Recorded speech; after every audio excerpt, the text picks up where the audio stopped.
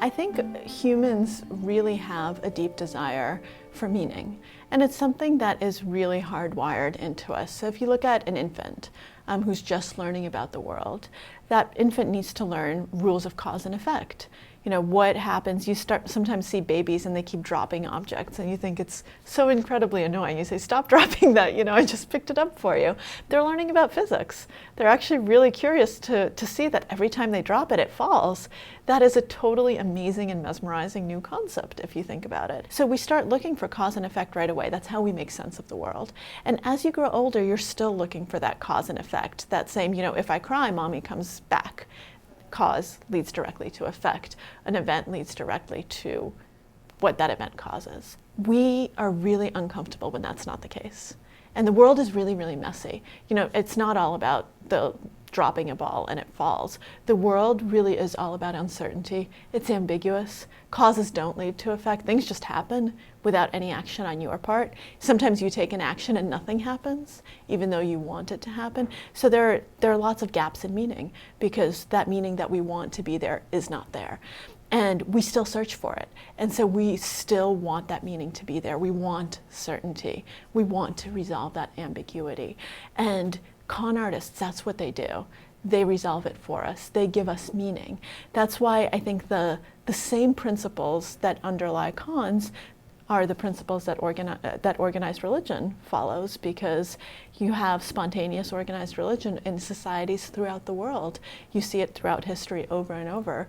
Religion just keeps popping up because, once again, it also gives meaning and explains things and gives people a purpose.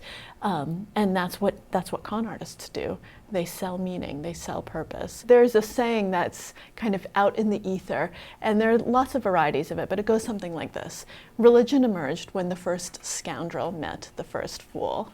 And this has been attributed to Voltaire, to Mark Twain, to Carl Sagan. I mean, it's been attributed to just about anyone who had a problem with organized religion. And it seems to make a lot of sense, because here you have someone who wants meaning, who wants some sort of depth to life. And then you have someone who sees that and says, that's an opportunity for me. I'm smart. I know that life is meaningless. I know that all this stuff doesn't mean anything. I know that, you know, there's no afterlife, there's no this, there's no that. Let me see what would make this person feel better. And if that person feels better, you know what's going to happen? That person's going to give me money, because he's going to be so grateful for feeling better that I'll be able to elicit donations. I'll be respected. I will be a person of great esteem in society. And there you have an opening, and there you have the first priest, and I say priest in a very broad way, priest of any religion or any spiritual movement, or a cult leader, by the way. Cults are the most profound and terrifying cons there are, because that's your spiritual con. That's someone who tricks you into joining something that's going to take over your life, even though you have no idea that that's what you're joining. It's very clear what the intentionality behind that original quote is, because if there's an opening, someone is going to take that opening. Most people are not scoundrels, but there are plenty of scoundrels out there. And it certainly doesn't help us that we are all basically hardwired to trust other people. We're really bad at spotting deception.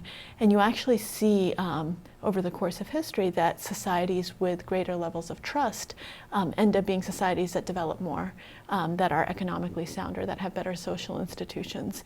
And on an individual level, you see people with higher levels of trust. You see them usually being smarter, getting ahead more in terms of their professional careers, being happier, being healthier. And it makes a lot of sense, because for society to get ahead, you need to build that society. How does society get formed? Through human connections, through bonds, through people trusting one another, working together, actually building institutions. How do people get ahead? Once again, through social connections. You don't get ahead on your own.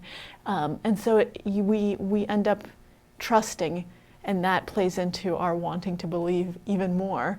And so con artists just have a field day.